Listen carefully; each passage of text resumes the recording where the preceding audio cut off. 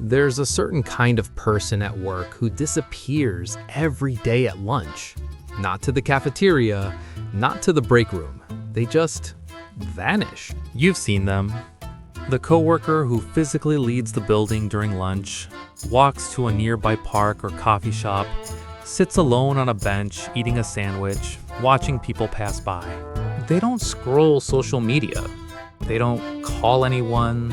They just exist. And then they return to the office exactly at the end of lunch hour, consistently productive and calm in the afternoon, while everyone else is sluggish and irritable. When asked where they go every day, they shrug. Just needed some air. Or maybe you've noticed the other one, the person who used to join group lunches when they first started, who gradually started making excuses.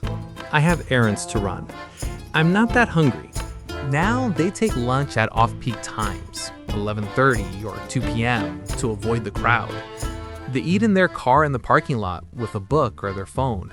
They come back refreshed and energized, not drained.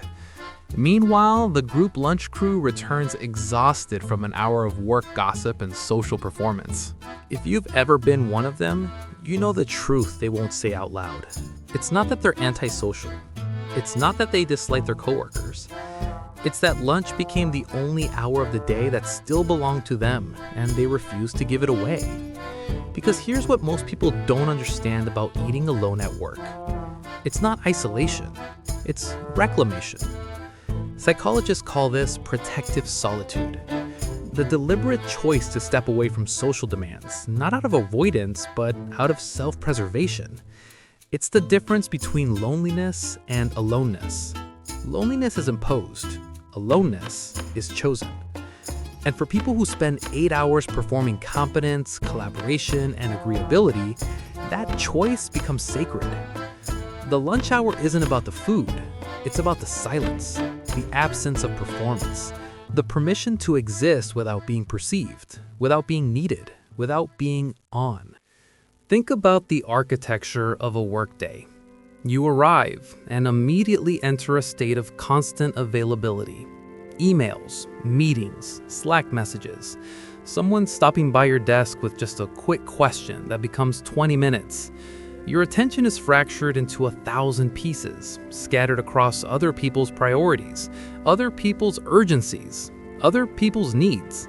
And then lunch arrives, the supposed break. Except for most people, lunch isn't a break at all.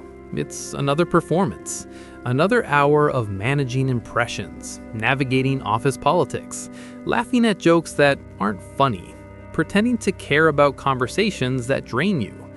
The group lunch isn't rest, it's work in disguise.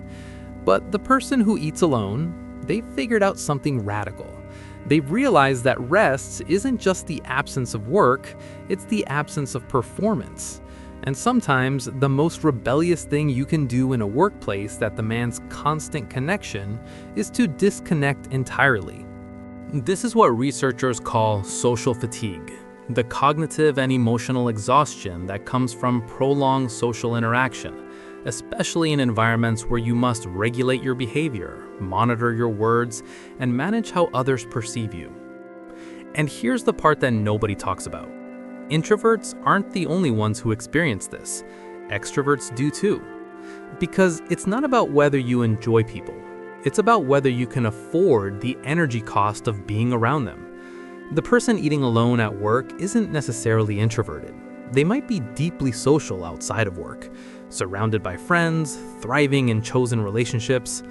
But at work, where relationships are assigned, not chosen, where every interaction carries professional weight, where you can't fully relax or be yourself, the cost becomes too high. So they protect their lunch. Not because they hate people, because they understand that energy is finite, and they refuse to spend it on interactions that leave them depleted. But here's where it gets deeper. The person who eats alone at work often carries a specific kind of self-awareness. They've learned, usually through painful experience, that they cannot give endlessly without collapsing. Maybe they used to be the person who always said yes to lunch invitations, who stayed late to help coworkers, who absorbed everyone's stress and complaints. Maybe they were the emotional support, the listener, the one everyone came to. And maybe one day they realized they were watering every plant in the garden except their own roots. Eventually, the gardener collapses and the entire garden withers with them. So they made a choice that looked selfish to people who had grown comfortable taking from them. They stopped attending the group lunch. They stopped being endlessly available. They created a boundary where there had been none. And the backlash was immediate, subtle, but real. The quiet judgment, the "are you okay?" that really means, "why aren't you performing friendliness right now?" The sense that by choosing themselves, they had somehow betrayed the unspoken social contract. If this is resonating with you, if you're realizing something about yourself or someone you know, do me a favor, hit that subscribe button. Because content like this, the kind that actually explores why we do what we do instead of just telling you to be more productive or more social, gets buried under algorithms that prioritize noise over depth. Your subscription tells the algorithm that this matters, that honest conversations about psychology, about protecting your energy, about choosing yourself deserve to be seen. So subscribe. Help me keep making videos that understand you instead of trying to fix you. This is the invisible tax of workplace culture. The expectation that you will be perpetually available, perpetually friendly, perpetually willing to engage. And if you're not, if you step away, if you eat lunch alone, you're labeled antisocial, unfriendly, not a team player. But let me ask you something. If you're someone who eats lunch alone at work, have you noticed something? You're often more productive in the afternoon, more focused, more present, because you actually rested. You didn't spend an hour managing social dynamics or absorbing other people's stress. You gave yourself what you needed: silence, space, and the freedom to just be. Not a flaw, a strength. Not avoidance, self-awareness. Not coldness, clarity about what you need to function without burning out. The people who eat lunch alone aren't running from connection. They're running toward themselves. And maybe that's the real truth here. In a culture that equates constant connectivity with value, that measures your worth by how available you are, how social you seem, how willing you are to sacrifice your own needs for the comfort of the group, choosing to eat alone becomes an act of quiet resistance.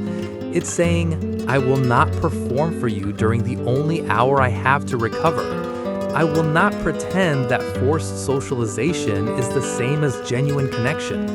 I will not drain myself to make you comfortable." Because the people who eat lunch alone understand something fundamental. Relationships are not built during obligatory group lunches filled with surface-level chatter and veiled competition. Real connection happens in moments of choice, in conversations that matter, in interactions where you can actually be yourself.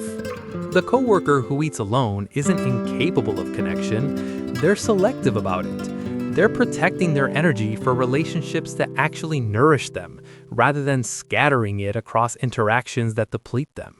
So if you're someone who eats lunch alone at work, know this: you're not broken. You're not antisocial. You're not missing some essential piece of humanity that makes others crave constant company. You've simply figured out that rest is not a luxury, it's a necessity. And you've chosen to honor that necessity, even when it makes you look different, even when it invites judgment, even when it means sitting alone while everyone else performs togetherness. That's not weakness, that's wisdom. That's not isolation, that's integrity. And the next time someone asks why you eat alone, you don't owe them an explanation. But if you want to give one, make it this. Because I've learned that the most important relationship I have is the one with myself. And that relationship requires space, silence, and the courage to choose my own peace over everyone else's comfort. You are not a late bloomer. You are a person who understands that solitude is not loneliness, it's freedom. And maybe that's the most radical thing you can be in a world that demands you never stop performing.